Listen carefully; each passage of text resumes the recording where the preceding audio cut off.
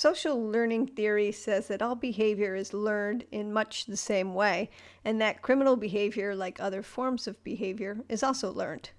Adolescents learn to commit crime from others by learning the norms, values, and patterns of behaviors conducive to crime. Therefore, according to the learning theory, criminal and delinquent behavior is a product of the social environment and not an innate characteristic of the individual. There are three forms of social learning theory: the differential association theory, the differential reinforcement theory, and the neutralization theory. The differential association theory, criminologist Edwin Sutherland developed. He developed the differential association theory, which emphasized the role of socialization in the development of criminal behavior as opposed to mental defects or genetic influences. Specifically, he claimed that criminal behavior is learned through communication and interaction with others, peers, and family, and institutions, and so forth. He further stated that individuals learn the techniques of committing crimes as well as the attitudes and rationalizations that promote criminal behavior, such as don't get mad, get even. Sutherland's theory doesn't account for, though, why an individual becomes a criminal, but how it happens. He summarized the principles of different association theories with 9 propositions. That all criminal behavior is learned. It's not an inherent characteristic. That criminal behavior is learned through interactions with others via a process of communication. Criminality cannot occur without the aid of others. Most learning about criminal behavior happens in innate personal groups and relationships, those closest to an individual, the ones that the individual respects and looks up to, like family, peers, their best friend. The process of learning criminal behavior may include learning about techniques to carry out the behavior, as well as the motives and the rationalization that would justify criminal activity, and that the attitudes necessary to orient an individual towards such activity, like how to pick a lock or how to obtain and sell drugs.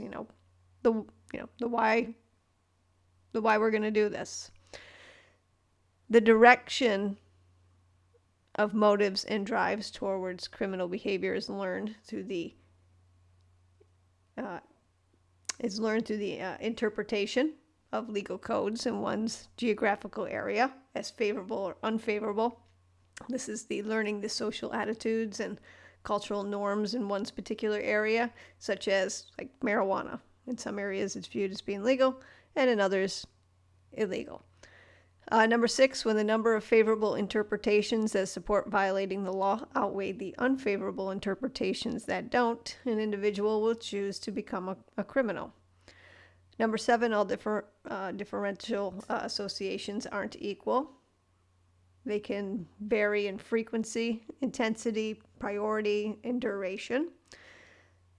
Like who's the most important individual that influences someone?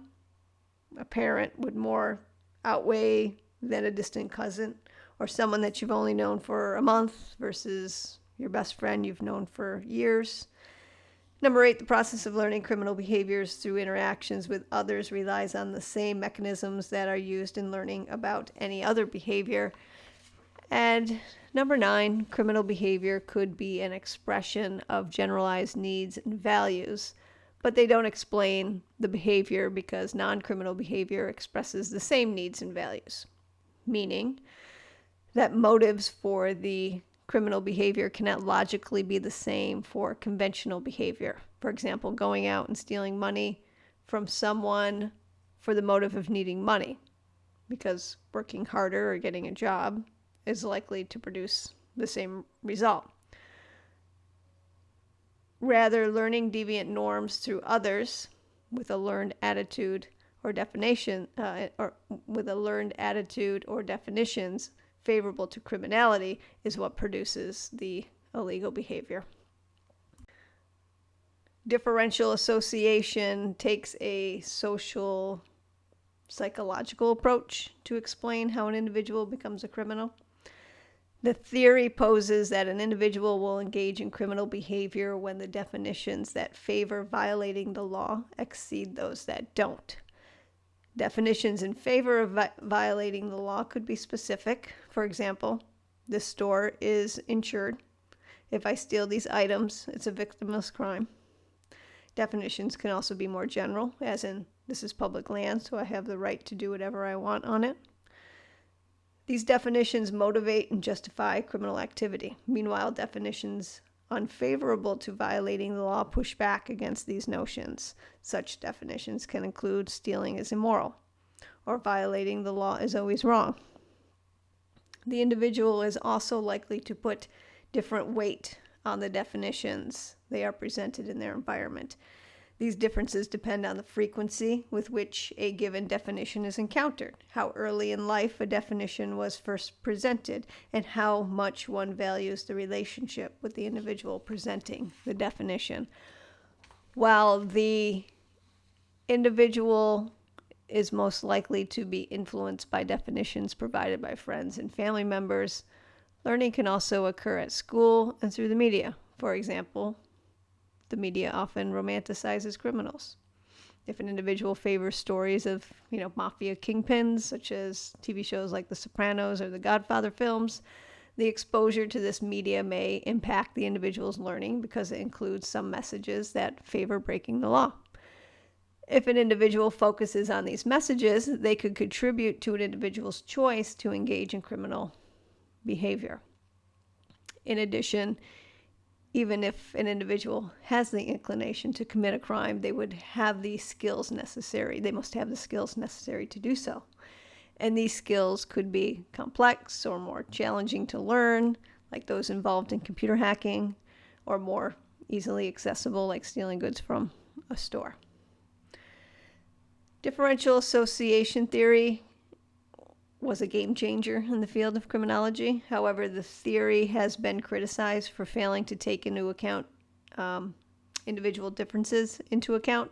Personality traits may interact with one's environment to create outcomes that differential association theory cannot explain. For example, people can change their environment to ensure it better suits their perspectives. They may also be surrounded by influences that don't espouse the value of criminal activity and choose to rebel by becoming a criminal anyway.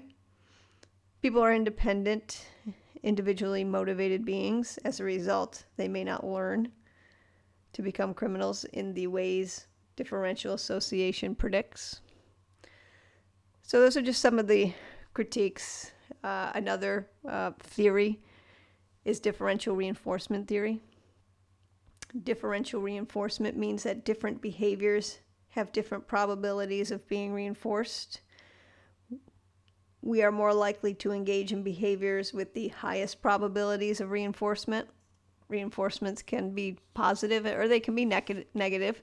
You steal a video game with your friends. Friends congratulate you on the theft, and you spend the afternoon playing the game. The approval of friends and playing the game function as positive reinforcement. Criminologist Ronald Eckers argues that reinforcement is not an all or nothing matter. The best measure of criminality is to examine the frequency with which it is enforced, and the amount of reinforcement received or expected, and the relative probability of reinforcement. Under this theory, criminal behavior is more likely to occur when it is frequently reinforced and infrequently punished. Results expected to result, the results or is expected to result in large amounts of reinforcement. So lots of money, right? Doing our social approval or lots of pleasure. These things are more likely to be reinforced than alternative behaviors if those things continue. Criminal behaviors would be reinforced if those criminal behavior would continue to occur if those large amounts of reinforcement continue to occur. Lots of money, lots of social, lots of pleasure. Those are positive reinforcements for the activity versus being reinforced for alternative behaviors. The last theory under social learning theories, social learning has 3 branches here. Neutralization theory. Many theories of crime suggest that one of the most important elements in the process of criminal engagement is the psychological process of sanitizing the conscious, which is viewed as a learning experience of becoming a criminal, so that it can be accomplished without suffering guilt. For this reason, much has been written about the ways that offenders make sense of or account for their criminal acts and related behaviors. Perhaps the most well-known explanation of this process was proposed by Sykes and Matza with what is referred to as the neutralization theory. According to Sykes and Matza, when offenders contemplate committing criminal acts, they use linguistic devices to neutralize the guilt of committing the crime. By doing so, they can commit crime without serious damage to their self-concept. They suggest that offenders and delinquents are aware of conventional values. They understand that their offending is wrong, but overcome feelings of responsibility through techniques of neutralization. When involved in a crime commission, offenders may use one or more of the following types of justification. Denying responsibility. By pointing to one's background of poverty, abuse, lack of opportunity, and so forth.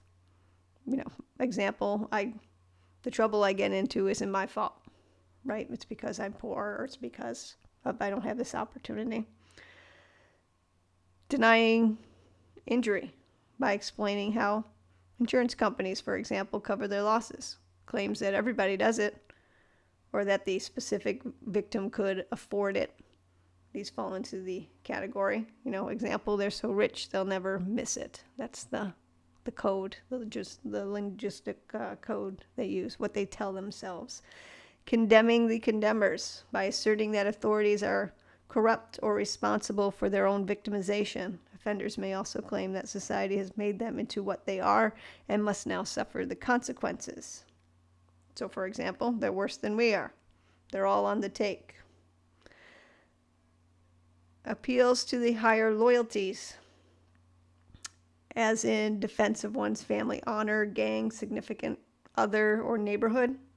For example, we have to protect ourselves. Right? We have to protect ourselves. Appeal to the higher loyalties. And there is one more, the metaphor of the ledger.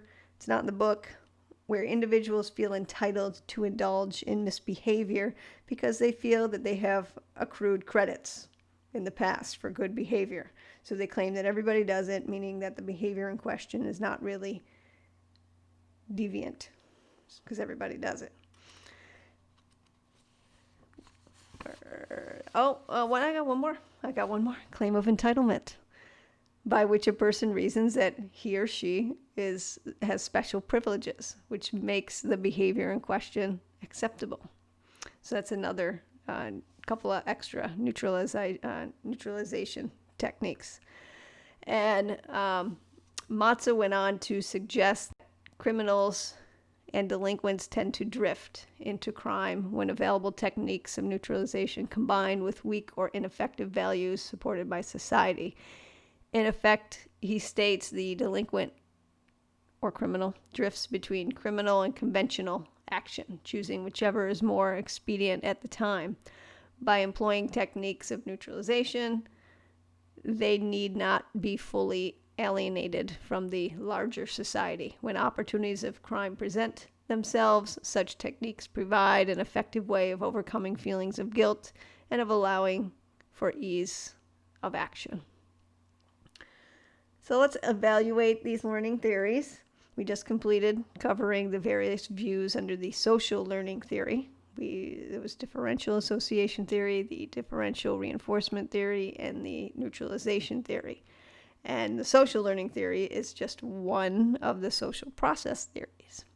And despite the research and the support for it, the general social learning model has been criticized, as it leaves many unanswered questions. So think about these questions as we move forward. Who was the first criminal to learn techniques? This is if crime is a learning process. Who was the first criminal to learn techniques and definitions? How does it explain spontaneous acts of violence or crime? Do drug addicts stop to neutralize before mugging someone for money that they can buy drugs? There's little evidence showing that people learn techniques before committing a crime. So think of these things. The second social process theory is the social control theory. It's also referred to as just merely the controlled theory. You might see it in those addressed in those two ways. And we are going to turn to that theory next.